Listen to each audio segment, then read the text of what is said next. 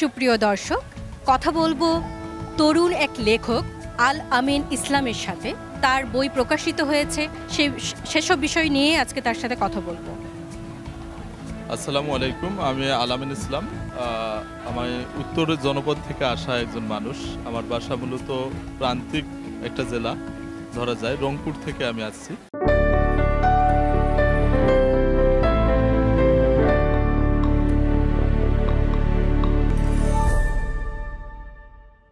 আমরা জানি যে বর্তমান সাহিত্যের একটা অন্ধকার যুগের মতো চলতেছে, কিন্তু এতগুলান পাঠক যদি ধরা যায়, যদি আমরা শতাংশ হিসাব করেও ধরি, 10% যদি পাঠক প্রবেশ করে, আমরা বাংলা সাহিত্যে একটা আশার মুখ দেখবো বা আশার আলো দেখবো।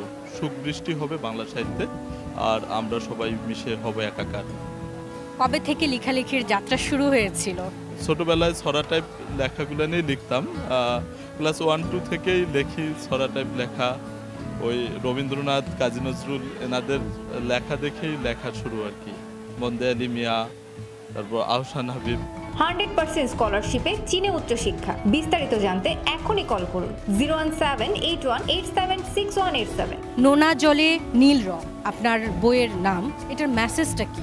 এটার মূল মেসেজ হচ্ছে, আমরা সাধারণত জানি আমাদের চাকচিক্য আমরা দেখি, মানুষকে দেখে বোঝা যায় না যে আসলেই সে কতটা সুখে আছে বা দুঃখে আছে। আর আমরা জানি মানুষ মাত্রই ততটা সুখী হতে পারে না, দুঃখের সাগরে ভাসে।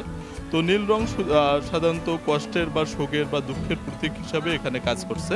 আমরা মমতাজউদ্দিনের একটা গল্পে যদি যাই, সুখী মানুষ, সেখানে যে বিষয়টা বলা আছে যে যার কোনো কিছুই নাই, যার পরনের কাপড়টিও নাই, যার হারানির কোনো কিছু নাই, সেই মূলত সুখী মানুষ। তো আমরা ব্যক্তি হিসেবে আমাদের পরনের কাপড়টা অন্তত আছে। তো এই দুঃখ থেকে কিভাবে কাটিয়ে উঠে অল্প অল্প ছোট ছোট করে সুখ লাভ করা যায়, সেই বিষয়গুলো নিয়ে নোনা জলে নীল রঙে মূলত বলা আছে। 100% স্কলারশিপে চীনে উচ্চশিক্ষা। বিস্তারিত জানতে এখনই কল করুন 01781876187।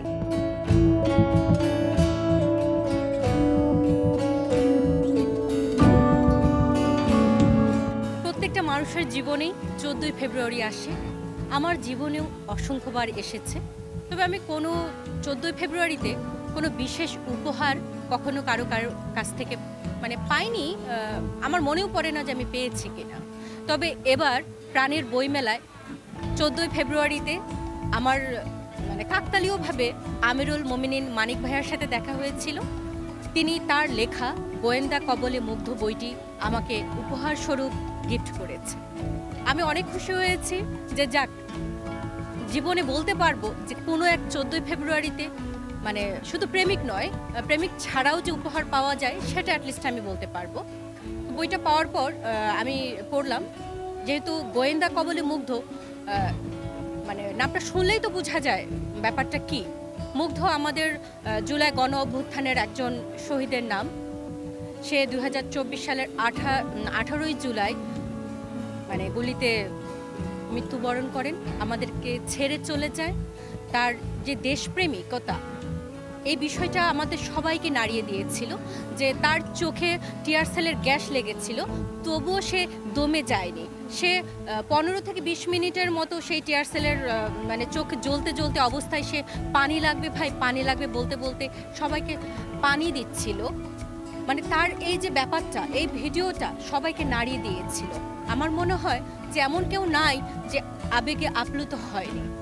তার 15 মিনিট পরেই সে আমাদেরকে ছেড়ে চলে যায়। এই মুগ্ধকে নিয়েই এই বইটি লেখা, গোয়েন্দা কবলে মুগ্ধ। 100% স্কলারশিপে চীনে উচ্চশিক্ষা। বিস্তারিত জানতে এখনই কল করুন 01781876187। একজন দেশপ্রেমিক কেমন হবে বা কেমন হওয়া উচিত, তারই আলোকে এক দম্পতি তাদের সন্তানের নাম রাখেন মুগ্ধ, জুনিয়র মুগ্ধ। সেই জুনিয়র মুগ্ধ ঠিক আজ থেকে 40 বছর পরে কেমন হবে? সে কি আগের সেই মুগ্ধর মতোই দেশপ্রেমিকতা ধরে রাখতে পারবে?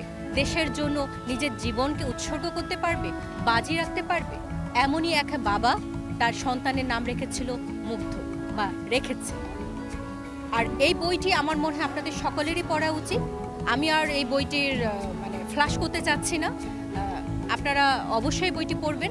একজন দেশপ্রেমিক আজ থেকে 40 বছর পরে কেমন হবে বা হওয়া উচিত, এই বইটি পড়লে আপনারা বুঝতে পারবেন। আপনারা যারা এখনও প্রাণের বইমেলায় আসেননি, আমি তাদের সবাইকে অনুরোধ করব প্রাণের বইমেলায় আসুন এবং আমিরুল মোমিনিন মানিক এর গোয়েন্দা কবলে মুগ্ধ বইটি অবশ্যই নেবে। এই বইটি পাওয়া যাচ্ছে ছোটদের সময় প্রকাশনী এবং স্টল নাম্বার 889-এ। আশা রাখছি আপনাদের বইটি ভালো লাগবে, ঠিক আমার মতোই। আজ এখানেই বিদায় নিচ্ছি। আল্লাহ হাফেজ।